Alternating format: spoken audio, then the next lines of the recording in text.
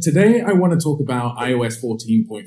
It's almost been a year since we've had to deal with the changes, and there's still a lot of confusion in the marketplace. And go figure. I think as marketers, there's been so much that marketers have added to the confusion, the fear and the scare tactics around, oh, this is so complicated, you can't do this yourself, you have to help us, you have to let us help you do this, right? And I'm making this video here for the founders. I want to try and simplify this to help you get to grips with what I think is going on in the marketplace. Let's say, for example, you go to the money changer every month. Let's say you're in some country outside of the US to make this easy to work, right? You go and you give them $1 USD and you always get back $3 in your home currency. And you do that every month. And just like when you normally go to the money changer, you check the receipt and you see you gave them $1, you got back $3 in your home currency. Now, think about this in terms of iOS. iOS 14.5 comes out, and we know there's been a major impact to the reporting. Now, if you're going to that same money changer, you go and you give them your $1, they give you $3 back in your home currency, but this time, you're checking the receipt, and the receipt says 1 for 1. You look down, you see you have $3 back in your home currency, you're happy, you look at the receipt again, 1 for 1, you're like, yeah, must be a mistake. Are you going to stop going to the money changer? It happens again the next month and again the next month, and you know that the rate is fair, it's accurate, it's just their reporting that's off. So in its simplest form, that's what I want you guys to think about when you're looking at the challenge here with iOS 14.5. You know, when you send out a notification to people, do you want to opt into third-party tracking or not? Most people are going to opt out of that.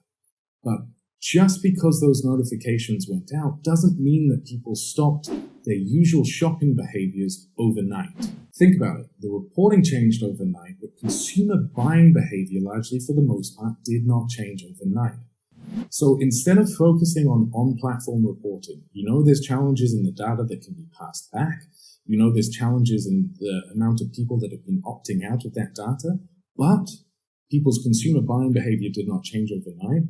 So now use the money that you get back as your ultimate litmus test as a starting point to understand all this, rather than focusing so much on the receipt.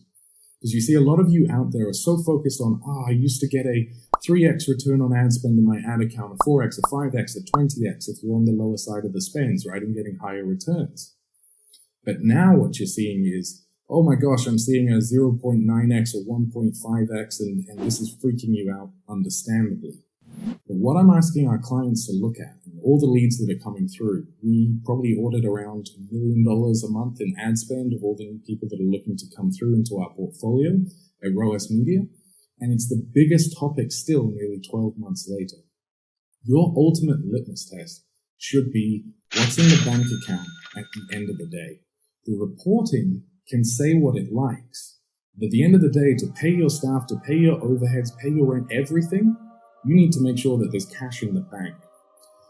So I'd say about half of our clients went the more aggressive way and decided to stress test this, and the other half decided to be more conservative and dial back within the first few months of iOS 14.5 rolling out. And what they noticed is that their spend to total revenue remained around the same ratio. And that ratio is what we call in the industry the marketing efficiency ratio. So for example, you spend $1, you're used to getting $3 back.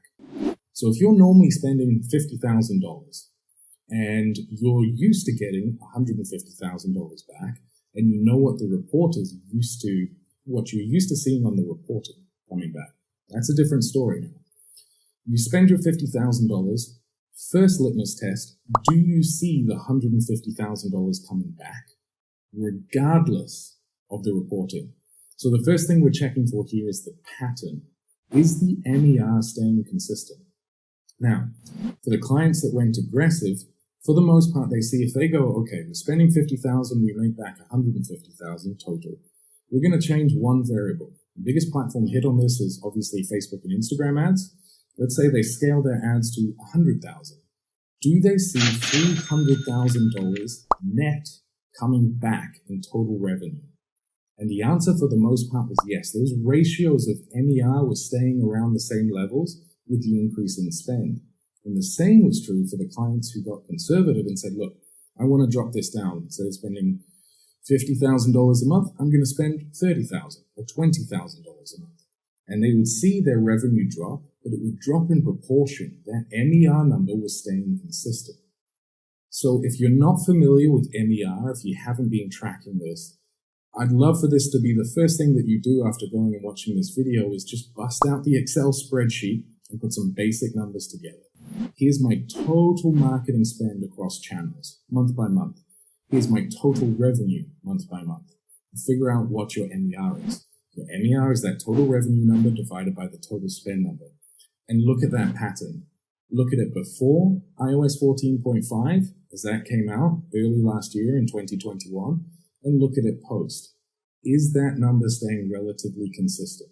What about the months where you either stress tested it or inadvertently stress tested it as you increased spend? Or what about months where you maybe decreased spend? Did you see that ratio remain fairly consistent? So that, in its simplest form, is how I'm trying to get founders to think about one of the most talked about challenges still, nearly a year later. There's third-party platforms, like I mentioned, 29-year-olds going out there and coding all this software and saying, hey, we can capture all this amazing reporting. We've got this under control. And I can tell you, we've had clients come into the portfolio spending $500,000 a month in the wrong direction. They're trusting in that reporting from the third-party software, and they weren't looking at their MER. And so their cash flows within 2 or 3 months, because you're spending $1.5 million after 3 months, their cash flows became super tight because they were looking at the wrong litmus test. So I hope this helps you to focus on the right things, to really look at what is your ultimate source of truth as a starting point, the patterns within your own marketing month on month, to then get an idea of how much this is really affecting you, if at all, and then use that as a starting point to test out new strategies. Look, Facebook knows this is a $10 billion plus challenge to their revenues. They've said as much in the reporting, it's been all over the news, they know it's going to be a challenge for advertisers.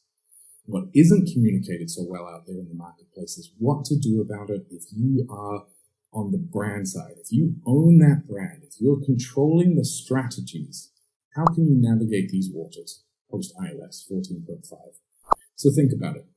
Make it simple, know your numbers, put together that Excel spreadsheet, and then decide from there. Some 29-year-old in their third-party software has not figured out a $10 billion problem that Facebook has known about for a long time. But the key thing after all of that is consumer buying behavior didn't change overnight. It is still, Facebook and Instagram is still an incredibly powerful platform to get sales online. If you can handle a bit of messy reporting, and you think about marketers back in the old days, Mad Men times, where they used to quote, look, I know 50% of my advertising is working, I just don't know what 50% it is. Right? We can do better than that still these days, but just go back to the basics. Know your data, know that the consumer buying behavior didn't change overnight, and then make smart decisions after that and start as that as your building point to going forward from there.